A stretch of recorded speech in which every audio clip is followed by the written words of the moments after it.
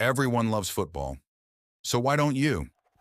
Everywhere you look, people are talking about matches, players, goals, and rivalries. Social media is flooded with highlights.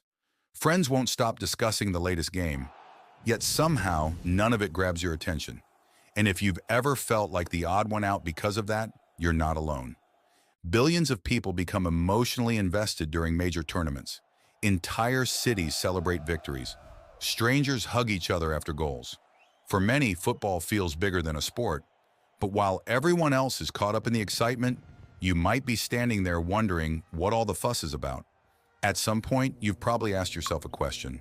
Am I missing something? If so many people love this game, why does it leave me completely unmoved? It's a fair question. But the answer isn't what most people think, because according to psychology, not caring about football isn't strange at all. In fact, your lack of interest may reveal something important about how your mind works and where your attention naturally belongs. You see, football isn't really about football. The ball, the field, and the players are only part of the story. What people are actually chasing goes much deeper than the game itself. At its core, football is about belonging. Human beings have always wanted to be part of a group. Whether it was tribes thousands of years ago or fan communities today, our brains are wired to seek connection and shared identity. That's why fans often say, "We won," not "they won," even though they never stepped onto the field. Psychologically, their brains have connected their identity to the team's success. Think about it. The players did all the training. The players scored the goals. The players took the risks. Yet millions of fans feel the victory as if it were their own.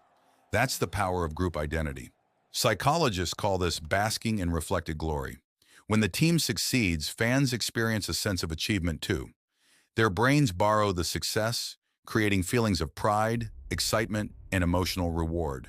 But here's where things get interesting. Maybe football simply isn't your tribe. Maybe your sense of identity comes from somewhere completely different.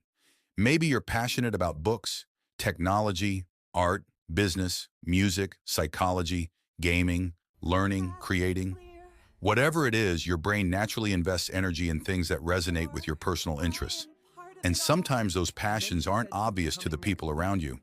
They may not understand why you're fascinated by certain ideas or hobbies, but that doesn't make them any less meaningful.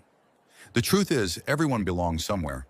Every person has a community, an interest, or a purpose that makes them feel connected to something larger than themselves. Football just happens to be one of the biggest tribes in the world. That's why its influence seems impossible to escape. But popularity doesn't automatically create personal interest. There's another powerful force at work too. Dopamine, the chemical often associated with anticipation, excitement, and motivation. Every close match creates uncertainty. Will they score? Will they lose? Will they make a comeback?